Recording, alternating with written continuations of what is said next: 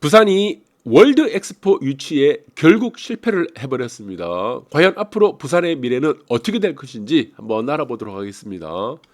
자, 감기 몸살이 좀 생겨서 힘들게라도 이번에 마지막까지 1시 좀 넘었었죠. 이 개표 투표 방송을 봤습니다. 결론적으로 리야드가 사우디가 119표를 얻었고 그리고 부산은 29표를 얻는데 그쳤습니다. 그래서 조금 다소 아쉬움이 많이 남죠. 열심히 했습니다. 그리고 저 같은 경우는 일단은 이제 엑스포와 관련된 영상은 삭제를 했습니다. 더 이상 남겨질 필요도 없고. 그리고 저는 대한민국 국민입니다. 대한민국에 대한 애국심을 갖고 있는 국민의 한 사람이지. 사우디에 제가 연연한 것도 아니고 연관이 있는 것도 아니고 특히나 저는 이슬람이 아니에요. 당연히 이것이 결과를 떠나가지고 대한민국 국민의 한 사람으로서 유튜버의 한 명으로서 대한민국을 응원할 수밖에 없다.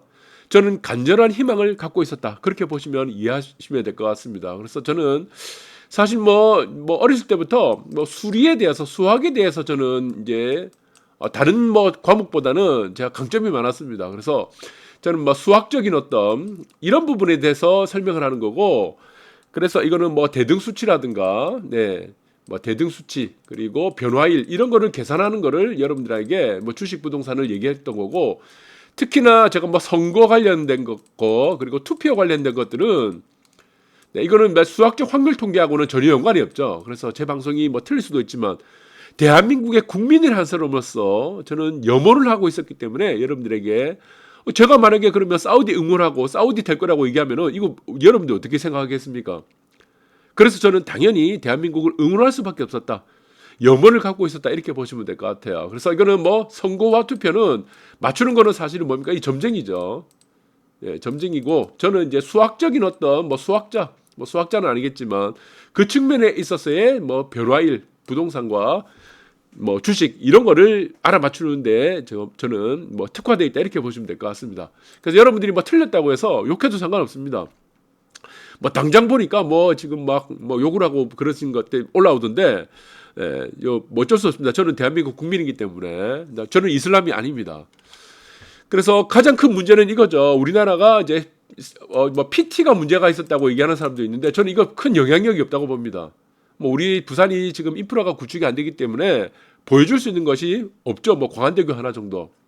그러다 보니까 이게 부실 논란에 휩싸일 수도 있지만 큰 영향은 없고 두 가지 이유가 있습니다. 이게 너무 늦었습니다.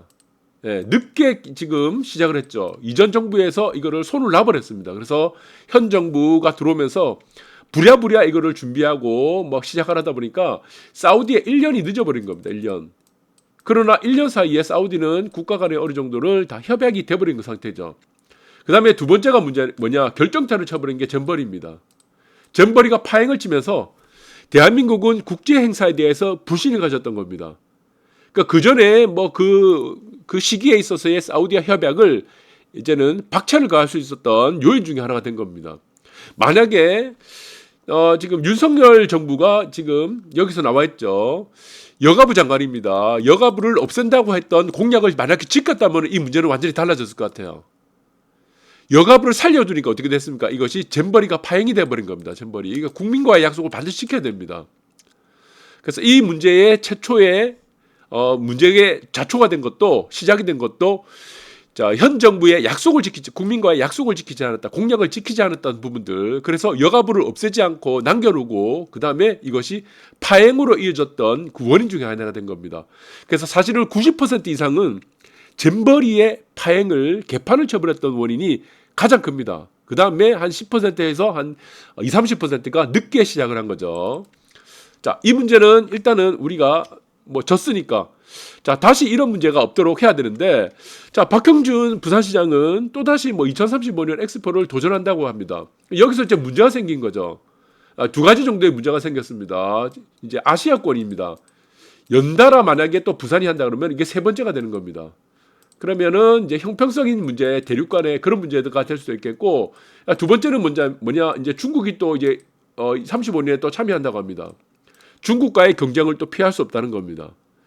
자, 이 부분에서 있어서의 가장 큰 문제. 그러면 두 가지 문제. 첫 번째 우리가 봤을 때는 아시아가 만약에 세 번째로 또 준비를 한다 그러면은 이제 대륙간의 형평성이라는 문제를 빼도라고 하더라도 중국과의 경쟁을 우리가 이길 수 있냐는 겁니다. 이길 수 있냐. 여기서 우리가 조금 갈등이 좀 생깁니다. 왜 그러냐? 중국은 어떻게 합니까? 선인프라예요. 선인프라 전략으로 할 겁니다. 지금 모든 대한민국을 제외한 모든 국가들은 엑스포를 개최하는 국가들은 선인프라 전략으로 가고 그 다음에 후 엑스포입니다. 그렇죠. 근데 우리나라는 뭡니까? 박형준 시장도 얼마나 답답하면 이렇게 하겠습니까? 후 엑스포 다음에 그 다음에 후 인프라를 가져가겠다는 겁니다. 그러니까 순서가 다른 겁니다. 왜 그러냐? 예산을 편성을 안 해준다는 겁니다. 예산을. 자, 엑스포는 뭡니까? 사실 구실이에요. 구실밖에 없습니다. 엑스포는. 핑계밖에 안 됩니다. 엑스포를 이유를 통해서 이제 예산을 받아내겠다는 겁니다. 개발에 대한 예산을 받아내겠다는 겁니다. 이 핑계, 명분이 없으면은 부산이 발전을 못 한다는 겁니다. 이것 때문에 박형준 시장뿐만이 아니고 저뿐만이 아니고 다른 모든 사람들이 이 엑스포에 목을 맸던 겁니다. 중앙정부뿐만이 아니고 국회에서도 이거는 부산에 자금을 투입 안 해줍니다. 개발을 해라고. 왜? 전부 뭐라고 생각합니까? 수도권 일극제예요. 서울 수도권 일극제로 가는 것이 이 사람들은 가장 현명하다고 생각한다는 겁니다. 이게 가장 큰 문제란 겁니다. 사실은 어떻습니까? 이 양극화로 가야 됩니다. 양극체제로 가야 됩니다. 일극체제가 아닌 양극체제로 가야 되는데 예산을 받아낼 수가 없다는 것이다. 그렇기 때문에 명분을 만들기 위해서 하나의 엑스포가 필요했던 겁니다. 여기서 만약에 여기서 보시면 뭐 지금 여기 장성민도 있고 실장도 있고 박형준 시장도 있지만 중요한 건 이분들이에요. 지금 최태원 SK 여기도 정의선 사장도 있는데 현대차 이 사람들이 사실 부산에 기여한 게 있습니까? 일자리 하나라도 지금 제공했어요. 기여를 하나도 안 했습니다. 삼성뿐만이 아니고 기여를 안 합니다. 왜? 전부 서울 수도권 일극체제로 이 사람들이 다 묶여 있는 거예요. 부산에 옮길 생각은 안 합니다. 그런데 만약에 부산이 엑스포를 따낸다면 어떻게 되겠습니까? 네, 인프라가 갖춰진다는 거죠. 그래서 선 엑스포 후 인프라가 라도 될 수가 있다는 겁니다. 여러분들 지금 보시면은 산업은행도 마찬가지입니다. 못 내려오죠. 야당의 반대 때문에 못 내려오죠. 이조차도 못 내려오고 있습니다.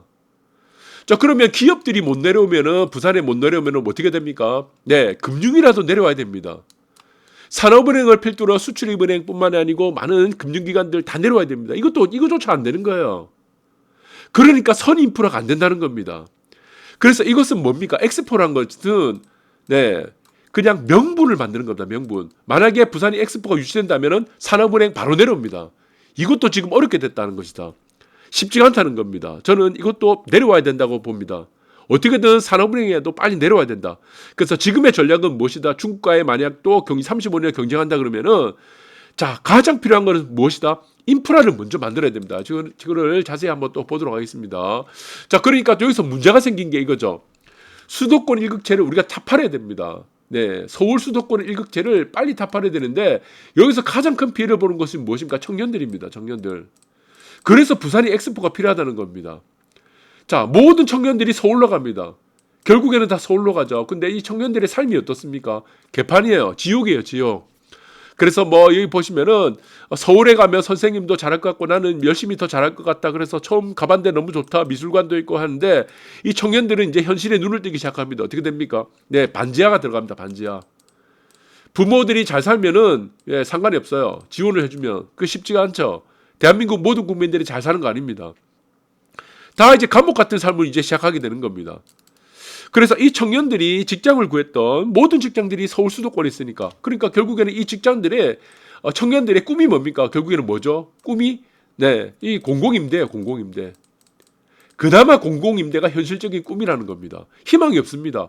여기서 무슨 결혼을 합니까? 여기서 무슨 출산을 합니까? 육아를 어떻게 합니까? 여기서 안 되는 겁니다.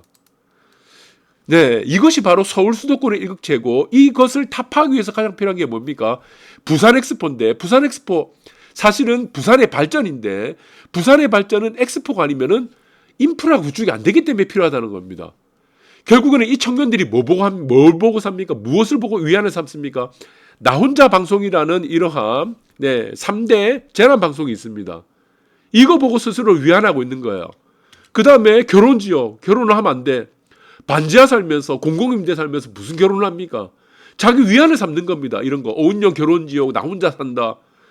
개판치는 대한민국을 다 죽이는 방송입니다. 이런 방송들. 나 혼자 산다, 뭐 결혼지옥.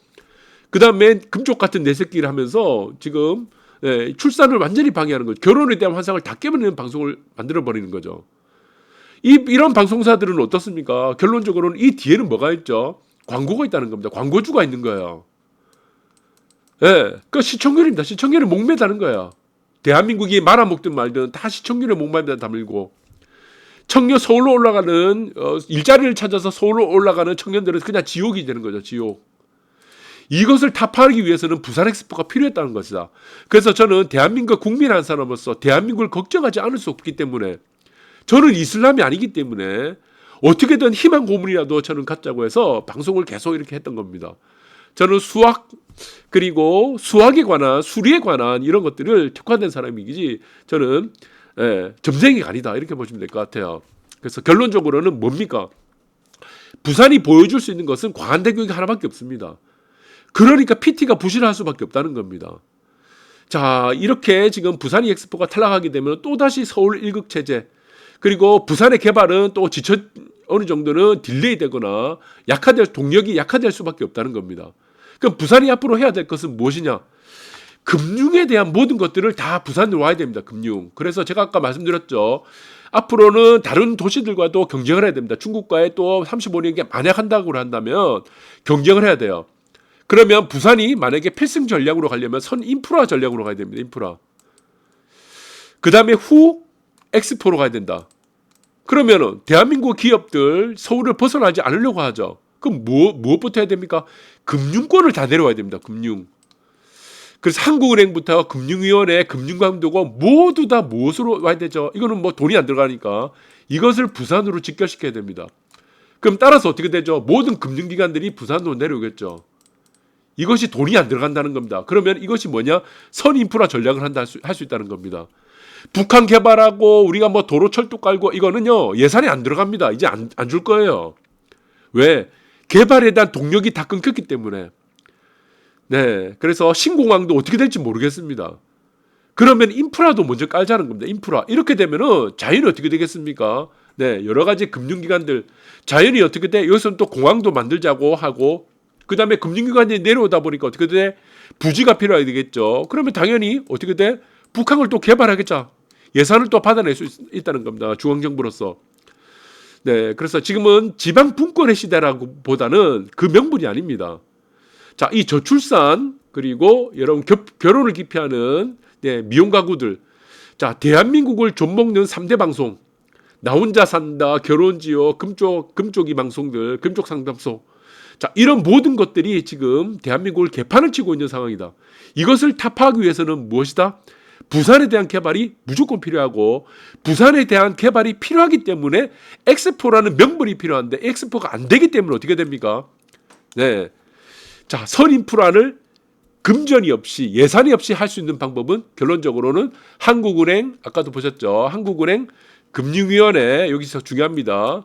금융감독원을 다 데리고 와야 되고 그 다음에 순차적으로 그리고 마찬가지로 산업은행, 수출입은행 전부 다 데리고 와야 됩니다. 돈이 안 드는 전략으로 이제는 가야 된다. 그 다음에 북한 개발이라든가 아니면은 뭐 신공항이라든가 나머지 지금 엑스포를 앞으로 개최를 할 수 있는 여건을 만들 수 있는 인프라를 구축해 나가자. 저는 그것이 가장 현실적인 대안이라고 보고 있습니다. 대한민국을 사랑하시는 모든 국민들, 제 방송을 보시는 시청자 여러분들 중에 이슬람 아무도 없을 겁니다. 사우디를 잘 됐으면 좋겠다고 지지하는 사람들 아무도 없을 겁니다. 여러분들 다시 한번 이 방송을 통해서 대한민국 국민으로서 자긍심을 가지고 애국심을 가지고 다시 한번 더 부산이 도약할 수 있는 기회를 만들어 나갔으면 좋겠습니다. 감사합니다.